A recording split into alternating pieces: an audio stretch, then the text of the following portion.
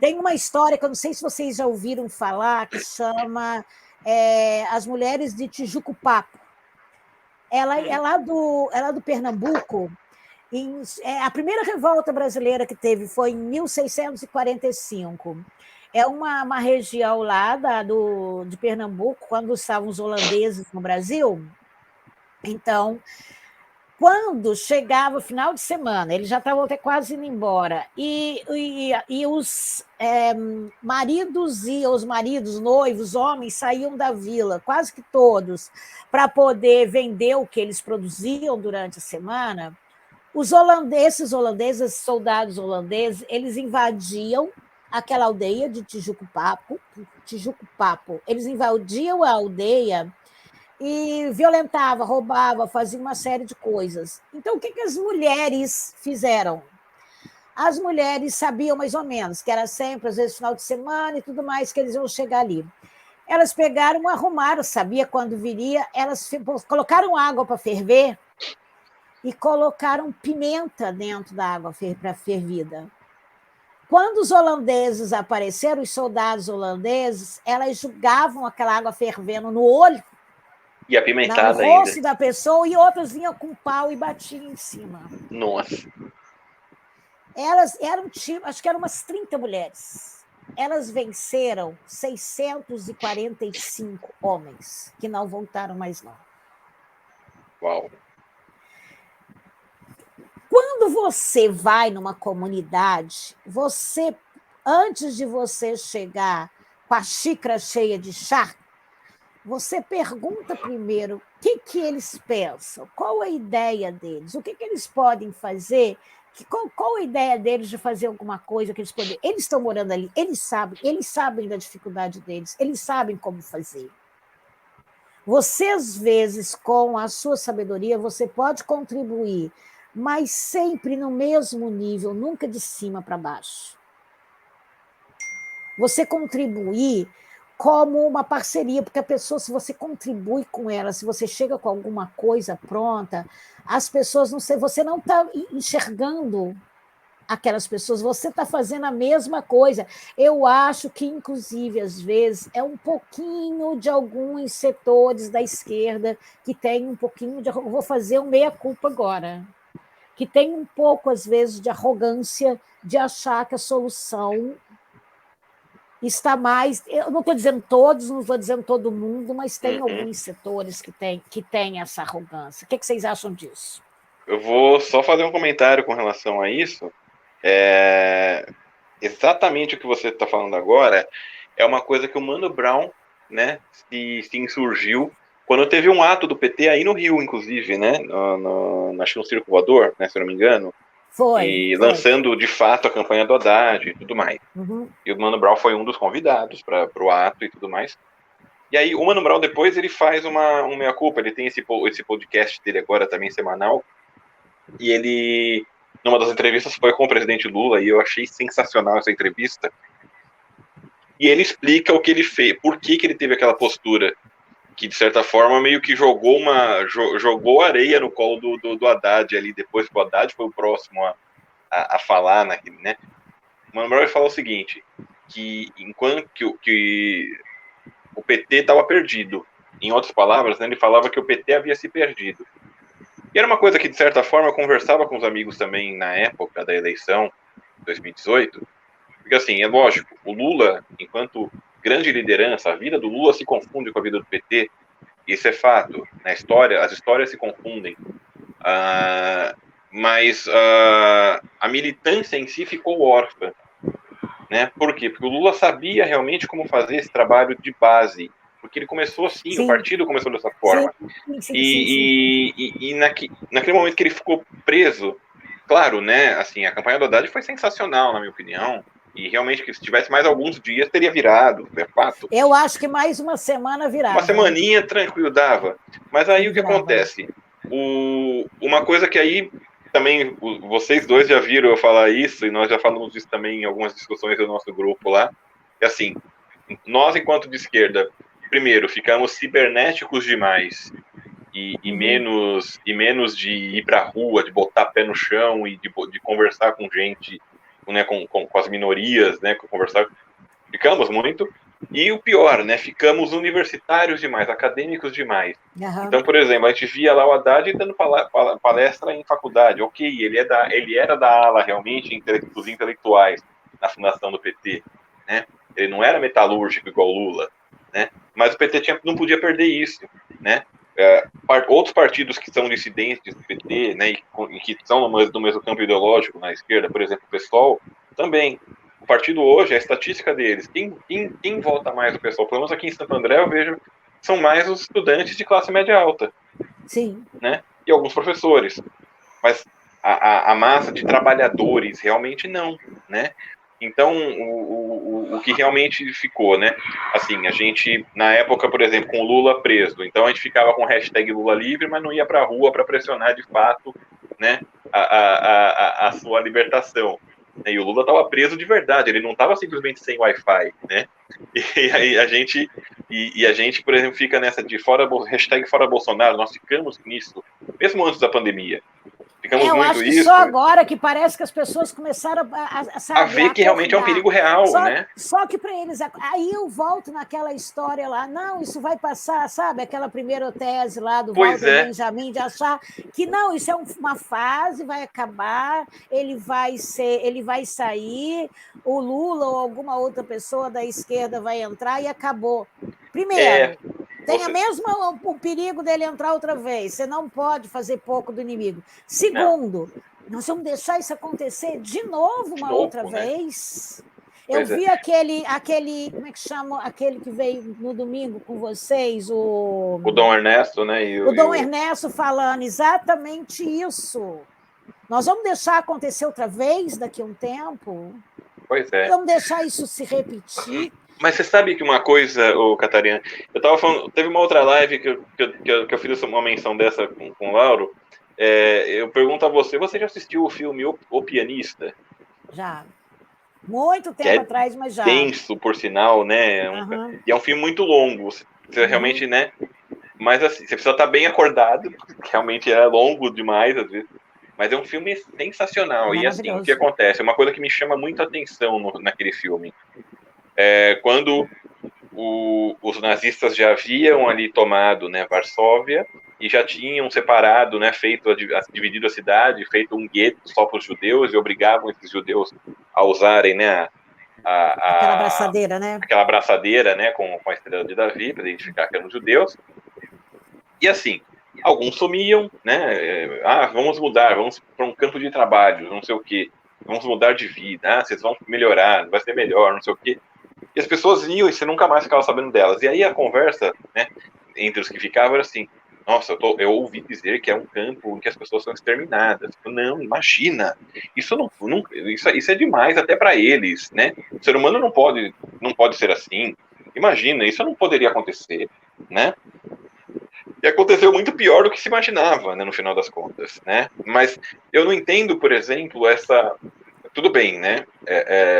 Eu sou religioso, você também é, né? E a gente, claro, né, tem uma esperança e que, de certa forma, um pouco a fé em algo superior, né, seja lá o que for, nos ajuda também um pouco a superar determinados momentos e entender que tudo é cíclico, tudo é passageiro, enfim, tudo mais. Mas, assim, existia um otimismo, ou pelo menos uma ausência de pessimismo. Eu falei que eu terminei no final daquela live que a gente fez sobre o negócio da esperança, do esperançar, né? Exatamente, do Paulo Freire, né? Do Paulo Freire. Você tem que colocar a mão, não adianta você só sentar. Não é só sentar e esperar, esperando alguma coisa acontecer. É diferente. Exatamente. Espera de esperançar, né? O esperançar... mesmo do ponto de vista religioso, para quem é religioso, não é isso, não é você esperar. Jesus não, né? Que para quem acredita, Jesus não ficou esperando sentado alguma coisa acontecer, né? Seja verídico ou não, ou seja verdadeiro ou não, para quem acredita ou não, a história não esperou, ele não ficou sentado esperando alguma coisa acontecer. Então, eu acho que dá muito sentido essa primeira teoria do Walter Benjamin, de você esperar que alguma coisa vai... Não, é como se o mundo sempre fosse evoluir. né? Como se as pessoas sempre fossem melhorar. E as pessoas não sempre melhoram. E se você não ficar vigilante, as coisas acontecem outra vez. Exatamente, exatamente. Quem podia esperar que depois de 14 anos, 13 anos, nós vamos estar agora nessa barbárie, que nós estamos mergulhados numa barbárie. Exato. Nós estamos numa barbárie. Não tem outro nome para definir isso. De um determinado ponto de vista, eu acho que a gente está numa situação pior do que a da ditadura. Eu costumo falar muito isso também. Nós estamos numa situação pior. Eu acho assim, a nossa situação hoje se assemelha realmente ao nazifascismo ali no Entre Guerras e até mesmo a Inquisição também, né? Porque até com o fanatismo religioso, com o obscurantismo e tudo mais, eu vejo que realmente é pior, porque ainda, né, sei lá, né? Não que eu veja alguma coisa boa na ditadura militar, mas realmente vejo muitas coisas piores agora na sociedade como um todo, né? A cabeça da sociedade em relação ao que está ocorrendo aqui, né? Eu acho que fazendo até apologia à na ditadura, época, né? Eu acho até porque não tinha muita informação, a gente não tinha muita informação, né?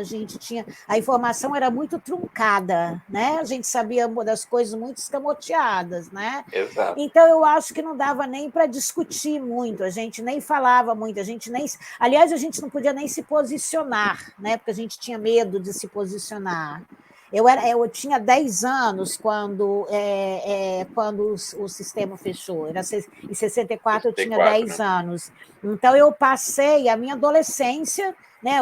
Eu cresci e passei minha adolescência. A abertura veio só quando eu já tinha acabado a faculdade e tudo mais, que veio as diretas já e tudo mais. Mas a gente não podia se posicionar.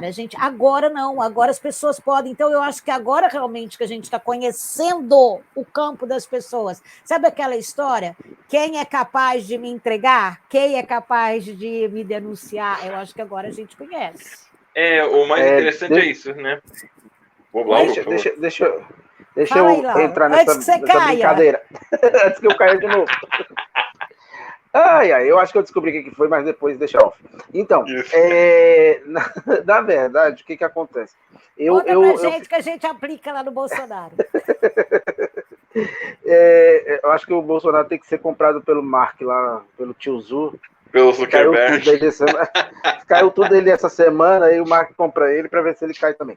Mas falando aqui em relação ao que vocês estão conversando, pegando aqui, o Lúcio falou aí a questão de a gente ficou muito cibernético.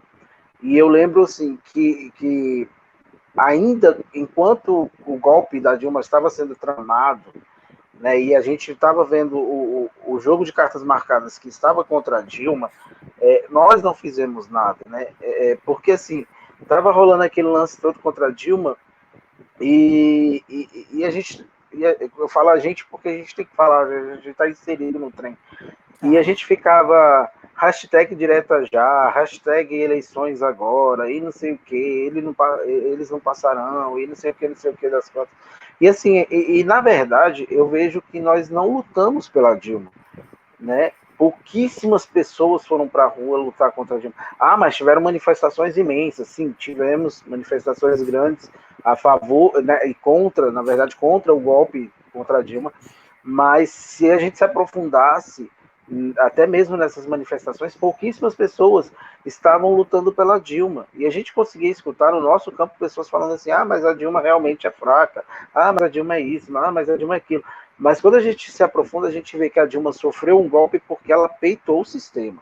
Sim. Entendeu? Ela peitou, ela foi... Porque se ela tivesse se vendido igual o Bolsonaro fez, igual o Temer fez, igual o Bolsonaro fez, a Dilma não tinha caído, entendeu? Então, assim, a gente se privou muito.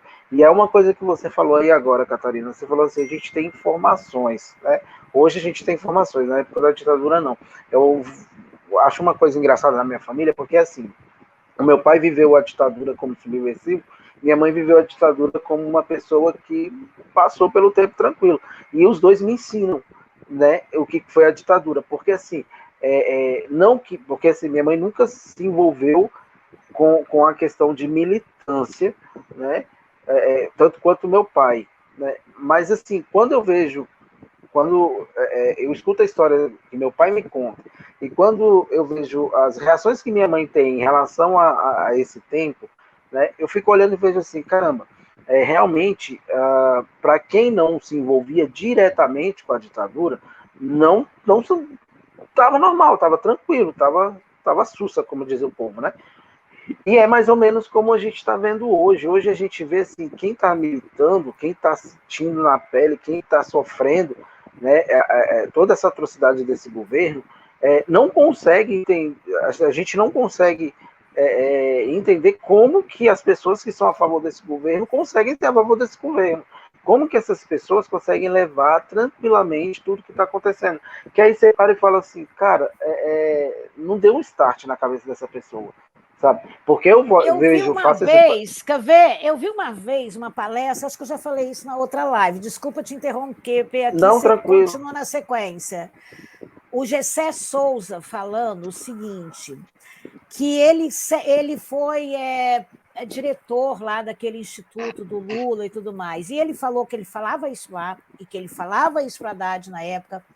O PT ele não mostrou para o povo o que ele estava fazendo pelo povo. Parece que ele deixou assim, o povo perceber sozinho, como se fosse dar um estalo e a pessoa perceber. Ele não mostrou, ele não falou assim, olha, nós estamos fazendo isso, você está conseguindo melhorar a sua vida porque está acontecendo isso, isso e isso, a gente está dando condições disso, porque isso, aquilo não sobe, porque isso acontece, isso. Ele não falou, ele não fez esse discurso. E quando você não faz esse discurso, não, por que a sua vida melhorou? Não, porque eu rezei muito, porque eu trabalhei muito, porque eu fiz isso, porque Deus me ajudou, porque não sei quem me ajudou. Agora está tentando... Tem uma questão, né, por exemplo, nos estados, né? Se os estados estivessem com governos progressistas, como o do PT, quando este era o governo federal, ok, o trabalho do boca a boca seria talvez mais fácil nesse sentido que você falou, das pessoas, de repente, talvez descobrirem. Mas, além de tudo, nós tivemos estado, igual São Paulo, desde faz mais de 30 anos, é governado pelo PSDB. Sim. Mais de 30 anos não, mas desde 94, na verdade, vai fazer ainda 30 anos. Governado pelo PSDB, né? A mídia, nossa mídia, que aí, né, quando a gente fala, por exemplo, em regulação, quando o Lula fala em regulação, é um tema tão perigoso e, na verdade, não quer dizer nada, ele quer dizer que democratizar, né, fazer o acesso, melhorar o acesso, mais pessoas tendo o controle do meio de comunicação e não 6 famílias, como a gente vê hoje, né? Então, assim, a nossa mídia também golpista. E aí a gente vê o seguinte, se o governo federal não faz essa doutrinação é um nome meio forte, mas assim, se ele não explica, se ele não insere essa consciência de classe nos estudantes e nos trabalhadores, de que eles estão realmente conseguindo, graças a programas sociais e programas econômicos, os estados com partidos de oposição e a mídia golpista fizeram o trabalho, né, no outro contraponto ali, né, que foi o de, não, você fez a meritocracia, você fez graças a você mesmo, ou então graças a Deus, ou então... A Ana está falando exatamente isso ali, eles acharam que estavam fazendo por mérito próprio. Né? Isso mesmo, e foi esse ponto que o Gessé apontou. Exatamente esse ponto que o Gessé apontou, que as pessoas não faziam. E um outro lado da situação, que você estava falando negócio do Lula e lá do show que teve aqui, e como que o Lula é. Eu lembro que eu vi uma vez, o Lula estava preso nessa época, eu vi o Ricardo Pimenta, lá do Sul, falando, contando como que o Lula fazia quando ele ia encontrar com algum grupo, por exemplo, ele ia encontrar com um grupo dos catadores de café, sei lá o quê.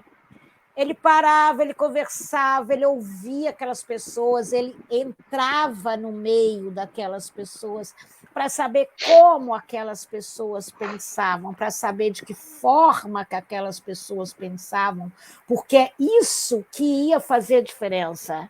Esse acolhimento, esse se tornar um igual ao outro, é que faz com que as pessoas vejam as coisas de forma diferente do que elas estão vendo. Esse entrar junto com a outra pessoa. Dentro, tá tendo lá no. Eu estava vendo outro dia. Eu conheço a cidade, eu não sei se vocês conhecem a cidade do Cerro, lá em Diamantina, perto de Diamantina. Ela tem uma festa. Praticamente ao lado, né? Ela é um pouquinho menor que Diamantina, isso, né? É uns 20 quilômetros. Uhum. E lá tem uma festa do Rosário, em julho, primeira semana de julho. É lindíssima a festa. É uma festa que mistura festa profana com festa religiosa. Assim, a cidade inteira fica em festa. Eu vi uma vez um antropólogo falando, parece que é uma ópera a céu aberto. Eu já fui nessa festa lá. Eu ia para a festa às 4 horas da manhã, ficava até de noite, porque tem os grupos que se apresentam. É uma história, eles contam uma história.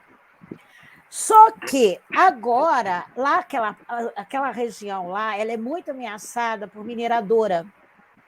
E tem uma mineradora até ela é inglesa, parece, alguma coisa, não sei se é inglesa ou eu não estou lembrando bem. Ela está ameaçando um dos vereadores da cidade, se juntou com a mineradora e está querendo impor e levar essa mineradora para lá.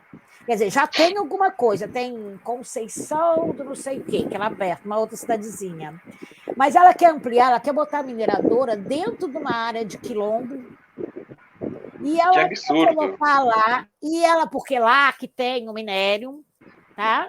Ela já tem numa área, eu passei lá, eu vi essa mineradora lá, mas ela quer expandir. E o discurso que eles fazem para as pessoas da cidade é que vai levar ao progresso, que as pessoas vão ter mais emprego, que as pessoas vão poder...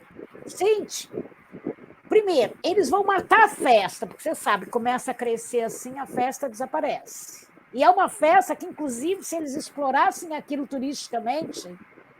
Eles poderiam, todo mundo, ganhar muito bem com aquela festa lá. Porque a festa de uma forma sustentável bonita, ainda, né? Sustentável, e que o povo, ele coloca, o discurso do povo, vamos dizer, o povo, quando ele se coloca em festas folclóricas, a festa é uma forma de você fazer resistência também. Festa é uma resistência também, quando você conta a sua história, quando você diz... Quando essas mulheres lá, que eu falei para você lá do Nordeste, elas relembram essas festas, todo ano elas fazem a encenação dessa festa. O Lauro, ele é artista, ele sabe disso, que quando você encena alguma coisa, você está reatualizando o mito que a gente fala, você está Nossa, fugiu a palavra da minha cabeça. Atualizando o mito outra vez. Então, você consegue. É uma forma de você fazer uma resistência. É uma forma de fazer aquele tempo kairós. Entendeu? Porque você volta lá no passado e vê que aquelas pessoas fizeram aquilo lá, então você pode fazer isso aqui também e ser vitorioso. Você pode fazer a sua história agora acontecer de uma forma que você consiga vencer também. E ao mesmo tempo, ela te dá segurança, ela aumenta a sua autoestima e ela aumenta, isso aí já entra a área da psicologia, quando você aumenta a sua autoestima, você é capaz de fazer de alguma forma diferente, você se fortalece para você fazer alguma coisa. Então, quando a gente pensa nessa teoria aí do Benjamin, essa teoria está bem atualizada, você consegue saber que as coisas são cíclicas, as coisas estão acontecendo novamente, mas você tem esse poder de fazer. Por isso que eu acho muito importante programas como o nosso, programas de vários canais, e essa questão do Lula falar aí sobre a questão do... que você falou agora mesmo, Lúcio, de regular a mídia, regular a mídia. Isso é importante, porque outros canais menores vão poder fazer alguma coisa. Olha o Lauro caindo outra vez. Eita! Então, quando você mostra que a sua história pode ser construída através dos oprimidos também, você consegue ressignificar essa história. você consegue dar uma outro passado, ele sempre pode ser reinterpretado. O passado ele sempre pode ser feita uma outra história assim. E assim como aquela história que eu comecei a contar lá no começo, assim como o nosso cavaleiro branco em seu cavalo branco, se fazer a pergunta onde estava, na tampa da caixa, no centro daquele mapa gravado na pedra, e quando ele estava ali, ele olhou, e que o que estava escrito ali era que outro mundo é possível. Existia uma pergunta, outro mundo é possível? E abrindo a caixa, ele encontrou um papel que, desdobrando esse papel, trazia o mesmo mapa da pedra gravado nesse papel. E marcado por aquela pedra estava o Reino do Norte. E no fim da rota havia uma pedra branca que dizia Reino do Sul. E ele partiu novamente para esse Reino do Sul, para esse novo mundo que poderia ser possível. E a partir daí vem o fio dessa história, que a gente pode contar de forma diferente agora, né? A gente pode contar ou começar a contar ela, detectar o que aconteceu para começar a contar. E essa possível interferência, né, que eu quero fazer agora, esse outro foco nosso que a gente pode fazer, essas estratégias novas que a gente pode desenvolver agora, buscar pessoas que fizeram isso de forma diferente, além de entender o que aconteceu, eu acho que a gente pode, né, Lúcio, buscar novas estratégias, né, buscar formas diferentes de fazer esse novo mundo para nós acontecer. Eu acho que a gente tem, né, você ainda estava falando a questão de você ser religioso, eu também, né, acredito também, né, essa terra prometida, né, que a gente pode fazer diferente, mas as pessoas acham, às vezes, que a terra prometida é alguma coisa pronta. Ela não é pronta, ela tem que ser sempre refeita, ela tem que ser sempre reatualizada, não é? O que você acha disso? E assim, é uma coisa engraçada, você é católica, né? Eu sou espírita. E apesar de, inclusive, ser palestrante de termos de unidade e tudo mais, mas assim, às vezes quem me conhece acha às vezes que eu sou ateu pela forma que eu falo, né? Por que eu digo isso? Também. Porque assim, tudo é muito voltado também à tua reforma íntima, tudo é voltado ao que você se propõe a fazer para mudar. Então a gente fala, por exemplo, de terra prometida, céu, de inferno e tudo mais. Tudo, na verdade, é o como você está, é como está o seu interior, né? Como está o seu estado de espírito. E aí, por exemplo, saindo da vida material, né? Entendendo que tudo é energia e essas energias vão se condensando, né? Conforme a afinidade delas, né? Então, energias positivas ficam com outras energias positivas e formam um local onde as pessoas que estão nessa mesma vibe se encontram, e aí pode ser confundido com um céu, e a energia negativa, né? Uma vez sem limitação do corpo, evidentemente, né? Formam um rol de energias também negativas que vão se afinizando e vão se chocando, e as pessoas que estão nessa mesma vibração se encontram nesses locais, que pode ser confundido com o que a gente chama de inferno, né? Então, pensando dessa forma, né, parece muito materialista eu falar dessa forma, mas não é, porque eu ainda falo fora dessa questão material, né? Mas o estado de espírito da gente, né, acaba influenciando muito, né, essa noção de céu e de inferno, e aí isso envolve também o nosso cotidiano, né? Quantas vezes a gente vai do céu ao inferno durante o dia, né? Ou situações que acontecem, ou, por exemplo, né, quando a gente vê algo que está assim, fora do nosso controle, como, por exemplo, estar sob um governo do mal, por exemplo, sob um governo trevoso que a gente tem hoje. Fascista, né? Fascista, nós estamos num governo fascista. No governo fascista. Tem gente que quer amenizar, mas nós estamos Flerta vivendo com fascista. Não, ele é fascista. E, inclusive, eu fiz recentemente um curso interessante, já estou fazendo, não concluí ainda, né? Na Fundação Perseu Abramo, que é sobre a história do fascismo. Então ele fala do fascismo nos vários países onde ele surgiu simultaneamente. No Japão, o movimento que houve lá na Segunda Guerra também foi um movimento fascista, né? Espanha, Portugal, né? Alemanha, Itália, né? Que é o mais clássico, mas também no Brasil, né? como os integralistas, por exemplo. Isso, e esses integralistas, depois de algum tempo, eles continuaram no meio militar, né? Embora fossem proibidos de se reunir e tudo mais. E aí, evidentemente, eles dentro do meio militar foram eles que deram o golpe militar aqui no Brasil, né? 2 décadas depois aí né, que o Getúlio caiu praticamente. Então, assim, o próprio Getúlio era fascista também, a gente não pode se enganar, né? Ele criou a CLT, mas ele era ele era apaixonado pelo fascismo, né? Então, parece que o Getúlio tinha alguma coisa meio dividida, né? Ele tinha uma ele dicotomia, né? Que num ponto ele fez algumas coisas excelentes, né, para o país, mas no outro ponto ele tinha o outro lado dele que flertava com alguma coisa mais ele talvez fechada, tenha né? mudado bem, aprendeu muito, talvez, né, no momento que ele ficou sem o poder e aí voltou eleito dessa vez, sem dar golpe, né? E aí ele próprio ia sofrer um golpe, por isso teve atitude extrema, talvez. Mas, enfim, onde eu quero chegar né, a gente está num governo fascista. Nós estamos num governo fascista, numa sociedade fascista, né? E não que eles sejam a maioria da nossa sociedade, mas é porque são barulhentos, são muito mais barulhentos, né? E aí como a gente se porta diante disso, né? O que a gente faz para melhorar? Ou a gente não faz nada, né?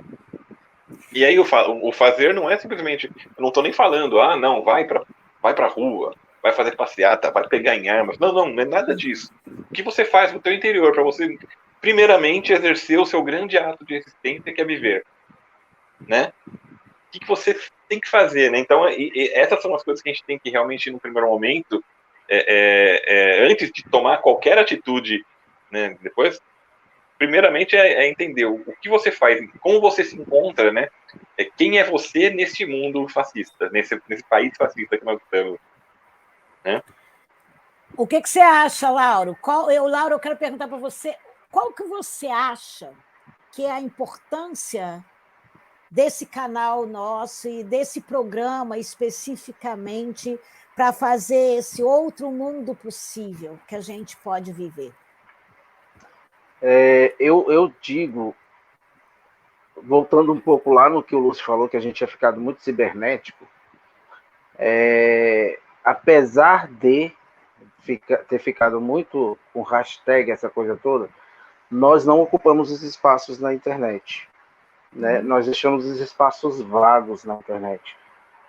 E o fascismo, e a galera de lá, como o Lúcio falou bem, as pessoas gostam de passar uma maquiagem e falar flerta com o fascismo. Não, os fascistas, eles Vou ser bem vulgar, não flertaram, não deram a bunda pro fascismo, desculpe o termo, mas é isso. E assim, eles ocuparam o espaço. Eles aprenderam, eles sabem usar a internet.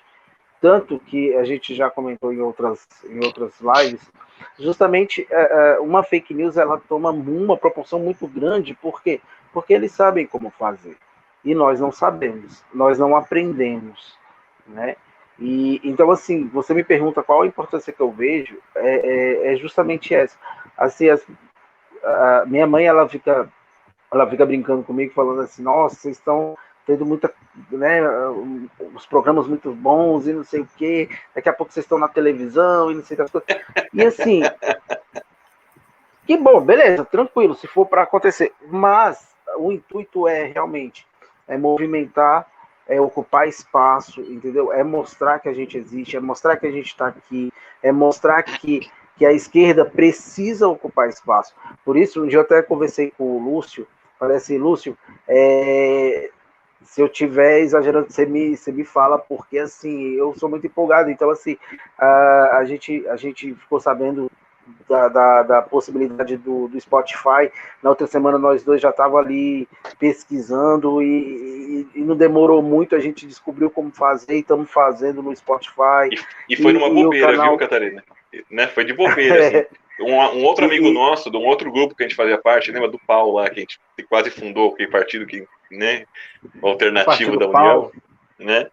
E esse amigo, ele tá com um podcast também, né? Ele lá do Sul, então tá com um podcast. E ele pediu, na verdade, para eu gravar uma chamada, né, para o programa dele, só, sabe, com locução só. Né, coisa que também eu já fiz algumas vezes, né, na vida, e para mim é tranquilo. Até preciso falar com ele porque eu não gravei ainda. Mas, enfim. E aí ele falou, não, você consegue botar o seu programa, o áudio do seu programa, você consegue botar no Spotify também, como podcast. Foi aí que surgiu. Falei com o Lauro e ele já foi atrás e foi isso. Então, sabe, quando você coloca, se você procurar saber uma solução melhor, você consegue, né? Pois é, então assim, eu vejo a importância justamente essa, a gente ocupar espaço. Entendeu? Então a gente tem que ocupar espaço, a gente tem que dar apoio para todos os espaços que estão sendo abertos, a gente tem que propagar os canais da esquerda, a gente tem que fazer com que a esquerda ocupe a internet. Seja menos cibernético no lance das hashtags, porque hashtag eu não vejo. É igual em 2018, o lance dos vomitaços, e não sei o quê, e não sei das coisas. Pô, tipo, vamos fazer tuitaço, vamos fazer vomitaço. Tá, e aí? Isso vai adiantar o quê? Entendeu? O que a gente vai. Pô, eu acho assim, a hashtag ela faz com que os assuntos cheguem a mais pessoas, beleza. Mas eu ainda não consigo ver uma hashtag fazendo revolução. Então, assim, mas a gente precisa ocupar os espaços da internet. Os espaços da internet estão aí, a gente precisa ocupar. Por isso que eu vejo assim, muita importância nesse canal que a gente tem agora, né? E em todos os canais que estão surgindo, né? Por isso que eu fico muito feliz quando você colocou, tá aqui, ó, bem aqui, gente, galera, se vocês quiserem seguir a Catarina lá no Instagram, no Facebook dela, tá aqui, ó, tá bem escrito aqui, ó, Catarina Chaves _ psicóloga clínica, abaixo dela tá escrito. Isso aí também do meu YouTube. Instagram também. YouTube, então, lá do YouTube, do Instagram, entendeu? Então a gente precisa fortalecer esses canais, a gente precisa fortalecer, né? Tem um pressuposto que a gente fala em programação neurolinguística que chama quem controla o significado, controla a comunicação. Então, eu acho que isso que você está falando, de preencher esses espaços. Eu acho que essa direita fascista, ela pegou uma oportunidade. Ela pegou, sabe aquele negócio do que eu falei, daquela história da pessoa que passa com cabelo só na frente? A direita pegou no cabelo e nós deixamos passar. Exatamente. Entendeu? Eles e outra pegaram coisa, nesse ponto. Em Catarina, outra coisa assim, eu estava conversando com o meu filho, e a juventude hoje é bem ligada nesse lance, né? E ele falou assim, ó, a galera assiste 5 minutos de vídeo, já tá cansando e já tá passando para outra coisa. Então, assim, e aí, conversando com outras pessoas, falaram assim, pô, vocês fazem um programa de 2 horas, e não sei o quê, vocês não vão ter tanto engajamento, essa coisa. Só que o que eu tenho percebido é assim, a gente faz um programa de 2 horas, por exemplo, o programa As Ideias, a gente faz 2 horas de programa, a pessoa assiste ali 10 minutos, viu ali um bate-papo, tudo, beleza, ela nem precisa assistir tudo, mas ela sabe que tem um canal, ela sabe que tem um lugar que ela pode procurar, ela sabe que tem um lugar que de repente ela quer uma coisa diferente, ela tem. Então, assim, e aí a gente dá a opção, poxa, você pode assistir o ao vivo no domingo, você pode ver o gravado na segunda-feira no canal do YouTube, você pode ouvir, fazendo as suas atividades e ouvindo o podcast na segunda-feira no Spotify, entendeu? Pode então, ver assim, no meu canal. Pois é. Pode ir no então, canal assim, da Catarina agora aí também. E agora o que acontece? Agora a gente tem outros quadros aqui no canal que tem menores, né? São menores em tempo e está fazendo com que movimento, né? Tem o Poesia em Resistência, agora tem o Jussara Sola Sem Filtro.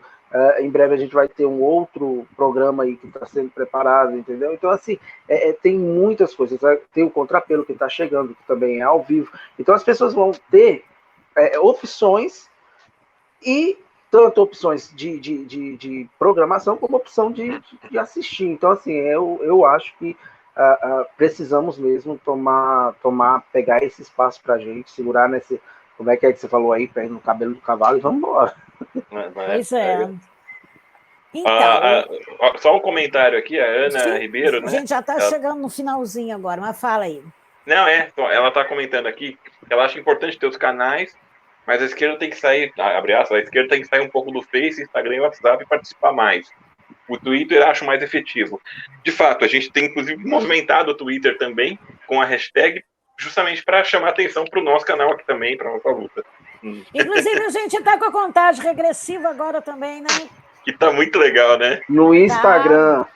E a gente faz um convite aí para as pessoas que quiserem fazer vídeos de 1 minuto, né? Falando alguma coisa. Tem que estar de camisa preta, fazer a nossa... O gesto, né, da resistência. O gesto da resistência no fim e mandar aí para a gente fazer a nossa contagem regressiva até o resultado das eleições do próximo ano, né? A gente resistir mais dia a dia.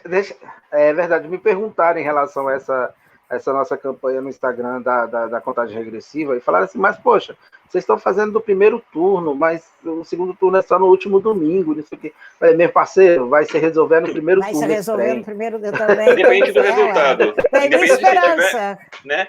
Exatamente, independente se tiver segundo turno ou não, né? Já a gente vai acabar resolvendo, porque é ali que a gente renova a nossa esperança, né? Ou não. Lá, a Ana tá falando. Não, mas a gente vai resolver no primeiro. A Ana já colocou ali pra gente, né, Ana? Muito bom. Então, né? O que eu queria colocar agora, a gente já está chegando no fim, né? Eu queria colocar que essa interferência, né, esse foco nosso que a gente colocar agora, né? Que as pessoas convidem outras pessoas para estar participando, esteja você assistindo aqui ao vivo com a gente, ou esteja assistindo em qualquer tempo. É a vantagem da internet, né? Em qualquer tempo, espaço, hora, né? É um kairos, né? Exatamente. Porque a gente volta no passado, está lá no futuro, você volta aqui no passado e você pode assistir. Né? E para a gente mostrar isso aqui, e no próximo programa eu já adianto para vocês que o próximo programa que a gente vai fazer, que é dia 1º de novembro, é a primeira segunda-feira, eu acho que lá o YouTube não vai derrubar a gente. O Zuc vai ficar bonzinho, vai ficar bonzinho, né? E, então, o próximo programa eu já tenho nome e convidado.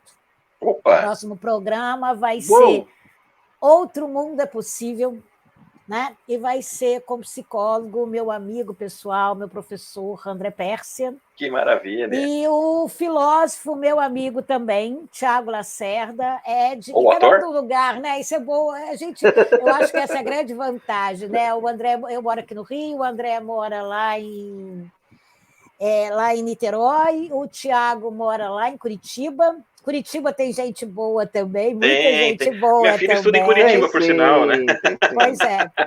E com o Lúcio e o Lauro também, né? Aqui lógico. Também com a gente fazendo. Eles ficam fazendo a parte técnica aqui para mim também. Exatamente. Ainda estou meia. Né, Lauro? Estava preocupada com essa parte técnica. Mas saiu bem. Saiu tranquilo também. Né? Consegui me virar aqui. E eu queria eu caí o programa todo, uai. Você saiu bem demais. Sabe o que é? Você está caindo para você estar, sabe? A hora que você vê, você leva o empurrão. Você está em Brasília mesmo, você vai aproveitar, sabe? A hora que você vê, você vai empurrar. Você está treinando para empurrar. Aí eu queria que vocês dois, né? Eu queria que vocês dois deixassem uma despedida aí, né? Falassem alguma coisa para a gente voltar aqui, pessoal, fizesse um convite, falasse alguma coisa aí para a gente. Quem é o primeiro? Vamos lá, então.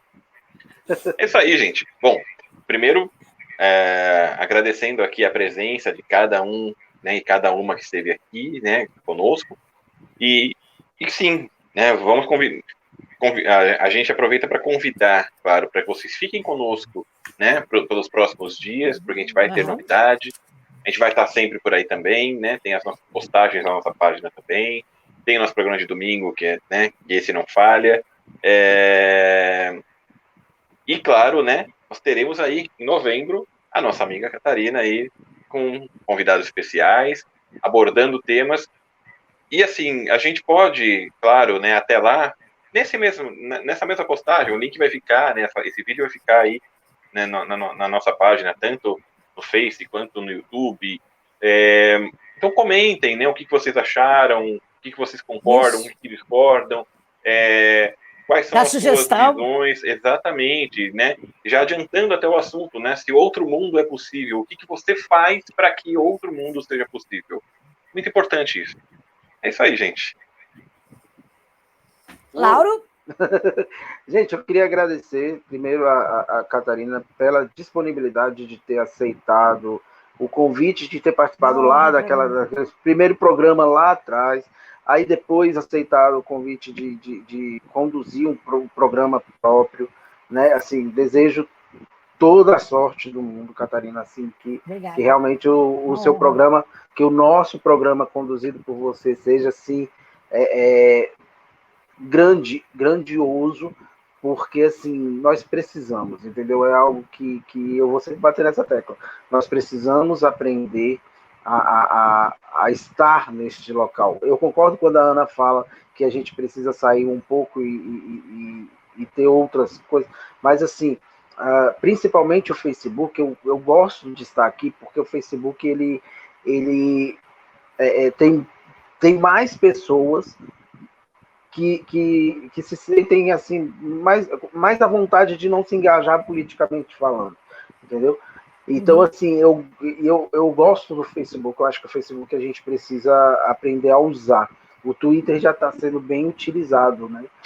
Tem muitos canais, muitos perfis do Twitter que fazem os trabalhos muito bons, até de deboche. A gente tem aí o Siqueira, como é que é lá, o Lúcio? O Coronel Siqueira, né? O Coronel Siqueira, tem o Siqueira Júnior, tem uma Siqueira Filho, pai, sei lá, tem o Patriota, tem muitos canais até de deboche lá no Twitter que são muito bons, né? Então, assim, a gente precisa mesmo ocupar os espaços. Então, eu queria te agradecer, te desejar muito sucesso, né, nessa condução, né, desse programa aqui no nosso canal. Queria deixar o agradecimento a todos que participaram, boa noite, né? Esse programa que era para ter estreado na segunda-feira, mas com a queda lá das redes, tudo, a gente precisou passar para hoje, mas a gente está aí, a gente vai no embalo, né? Então eu queria convidar todos mesmo assim, agradecer a todos e pedir também, né? Vamos pedir que vocês levem esse canal para outras pessoas, né? E se você sentir vontade assim, eu queria participar desse canal assim um pouquinho, eu queria fazer alguma coisa, vem falar com a gente, vem trazer a ideia, a gente está acolhendo a ideia. Mas eu não queria vídeo, eu queria, sei lá, participar. Vem, fala com a gente está acolhendo as ideias, né? Pode não sou muito de falar, né? Escreve, né? Ajuda a gente com alguma outra coisa. Isso. Sempre é bem-vindo, né? Pode escrever lá para, né, mandar, se tiver algum texto também, pode mandar lá para o Face também, para a nossa página. Sim, né? Claro. Alguma coisa que quiser compartilhar, pode estar. Uma curiosidade, um amigo meu me entregou uma paródia, eu conversei já com o Lúcio, ele me entregou uma paródia de agora eu não vou lembrar quem é que canta o Pulso do Titãs. Isso, obrigado. Então, assim, me entregou uma paródia e falou assim, de vocês fazem o que quiser, eu já passei pro Lúcio e o Hora Certa vai gravar. Nem sei se vai, já tô falando que vai, mas vai. Se não gravarem, o Lúcio grava.